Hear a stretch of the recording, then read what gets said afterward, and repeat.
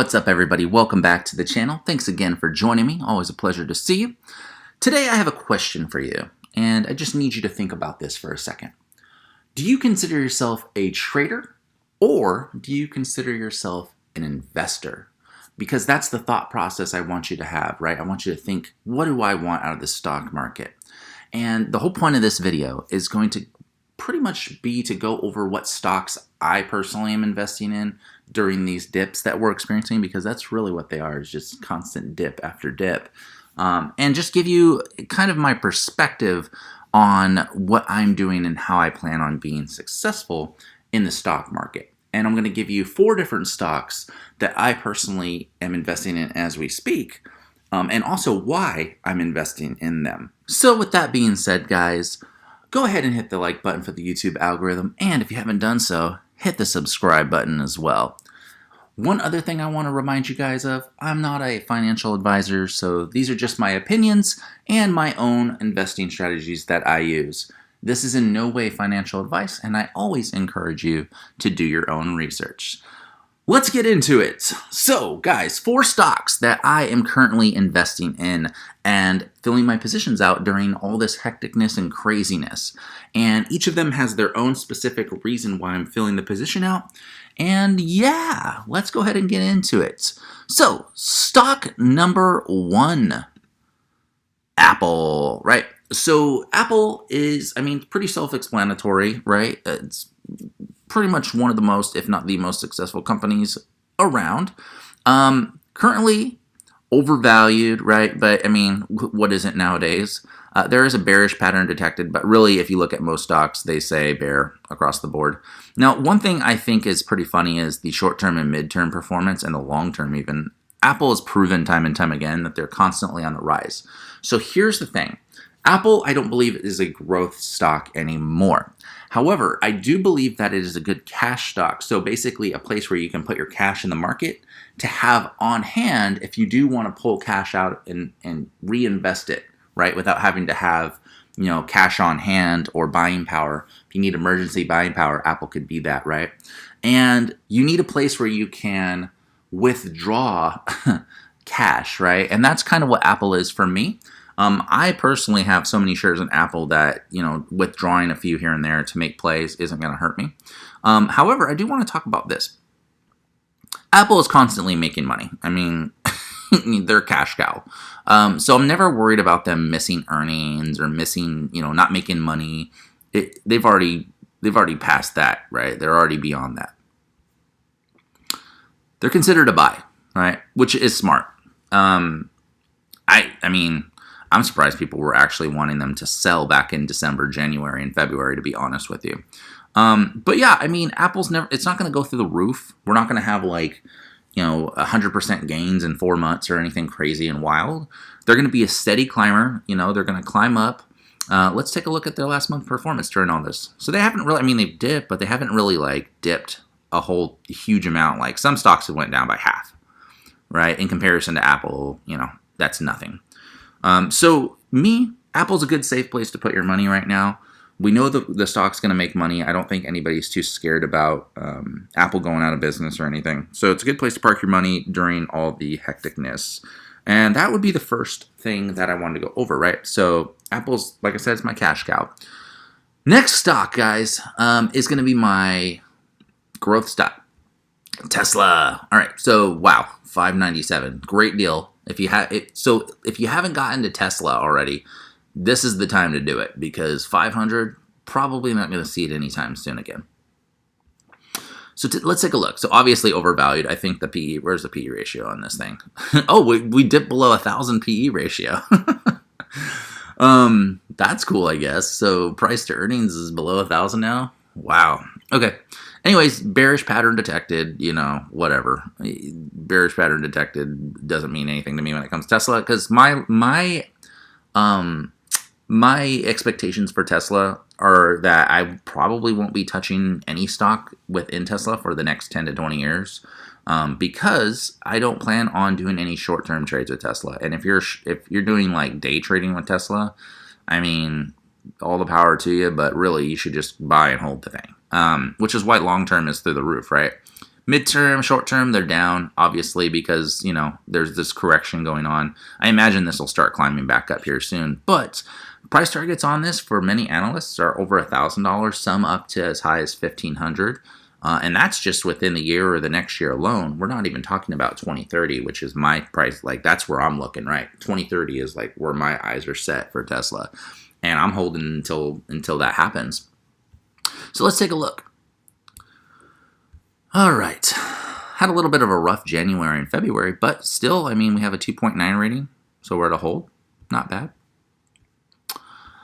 I would say I wouldn't hold this, though. I would buy because $597, man. You gotta be crazy not to be buying this right now. In fact, during most of the dip, I have been buying Tesla, to be honest with you. And it's just because it's such a cheap price right now compared to where it's been. And I know $597 seems like cheap right now, but last year around this time, given the split and everything, it was even less. So, you gotta imagine that Tesla's just gonna keep climbing. Let's look at the 1 year. Look at last March. It was grown by 5 times since last March, pretty much, for the most part. So yeah, the thing's gonna keep going. Look at the 5 year. This is classic growth stock, slight dip, up, slight dip. It's probably going to shoot up. This is what happens. Shoots up. So yeah, guys, Tesla, another one that I want to stick with, and mainly because I just see the long-term growth there. If you do buy Tesla, consider what I'm doing is considering like a decade long hold. So 2030 should be like where your eyes are looking with Tesla. Let's keep that in mind. All right, on to the next one. AT&T. So I love AT&T. Have plenty of videos on them. If you haven't had a chance to go back and look at some of my AT&T videos, go ahead and go back and take a look. I love the company. Classic REIT. One thing I do like about them is that during this whole, craziness that we've been experiencing, they've been pretty much trading sideways for the most part. We've had them as high as 1628 here. They fiddle, they go, they dip, they go. This is the dip the other day. It was pretty rough, but for the most part, they've been hovering around like high 15s, low 16s, and they haven't really went anywhere. And it's another one of those stocks where I'm not too concerned about short or midterm. I care about the long term. Long term is what matters to me. And one thing I really am looking forward to, look at the 5 year, is this stock is traditionally a $20 stock. So I got it down like around here. I think the 13s is when I really started getting into it. I think it's like more like right there. Like somewhere around right here. Like August, July. So I started buying pretty heavy on AT&T back then, and I've already made quite a bit of money off of them. Plus, they have a really, really nice dividend payout. It is a REIT, so you do have to pay different taxes on it, but you're looking at $1.44 a year. It's a 9% dividend, which is pretty wild and crazy. And they are currently, I think it's like 12 cents a share for their dividend, but they're already talking about raising the dividend back up from the March dip. So when March last year happened, the big dip happened, they were like, oh, we got to cut the dividend. So they cut it. It was 15 cents, went down to 12. And now I hear they're talking about raising the dividend back up. So, you're going to go even higher. You're going to have a 15 cent per share dividend per month too, which is pretty wild. So love their dividend. Monthly payouts are always cool.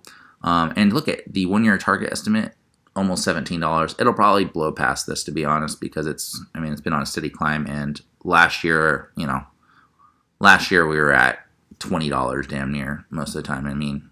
It's even gone above $20. So I see this thing getting back up to high teens, low 20s, maybe low 20s. But it's definitely going to take more than 9 months. This makes total sense to me. And if everything I'm telling you still doesn't kind of convince you, analysts have it as a buy rating. There's literally no sell ratings. There is an underperform. Most people agree to hold it, but there are some buy recommendations as well. Me personally, since it's trading sideways and there's a monthly payout and we're not sure about how long this dip's going to happen, it's always good to have that kind of a hedge where you can have monthly dividends coming in even though your stock's dipping, and especially if the stock's trading sideways, right? It's kind of like a cash cow. So that's my whole analysis on AT&T and why I continue to hold it, just because it's getting me through this craziness without too many worries, right? It's trading sideways, but I'm still getting my dividends every month, and I'm using those to buy even more. So, All right, on to the fourth and final stock, guys. AT&T. Much like the last play, the last one was a dividend-based play. Same thing with AT&T. I love their dividend. It's $2.08 per share per year. So we got a 7% dividend, right? And AT&T is, I would say, a boring stock because, look, it trades sideways. It literally is just like sideways, sideways, sideways the whole year. Very boring stock. But boring can be an advantage sometimes because I know that my money's safe there. It's kind of like a bank account, similar to Apple, right? Like I just park my money there and I collect this dividend, right? I don't have to worry about it.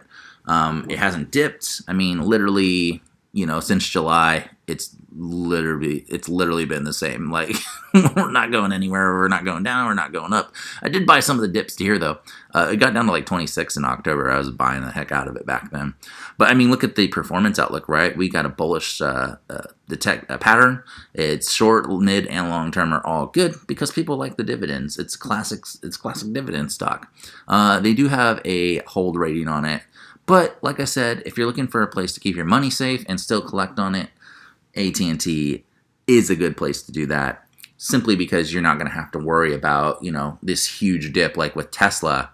Let's look at the 1 month. I mean, we're at 800, we're down at like 500. This would be tragic, but honestly, if you're in AT&T, it's just boring. You don't lose any of your money right now. And if you have an opportunity where there's a big dip, you can also liquidate AT&T and buy the dip. You get where I'm going with this, right? So this is pretty much my outlook and my sentiment right now. So guys, take a look at these 4 stocks. This is my strategy, right? Have money in pretty much everything. Have money in less volatility, but still have money in Tesla because that's probably my main volatile stock. Apple, I know they're going to go up. AT&T and AT&T are basically where I make extra money every month or every 3 months with their dividends. And then Tesla is just my like long-term, I'm going to make money play, right? And I don't think short-term right now. If you guys are day trading right now, I don't know how you're doing it because it's just so volatile and you're pretty much holding money, next to a lighter. And you're saying like, all right, if this doesn't light on fire, I'm going to make money. But chances are it's going to light on fire because it's paper, right? So let me know what you guys think of this. Let me know what your 4 stocks are, your 4 recommendations are in right now. And I will see you guys in the next video. Peace.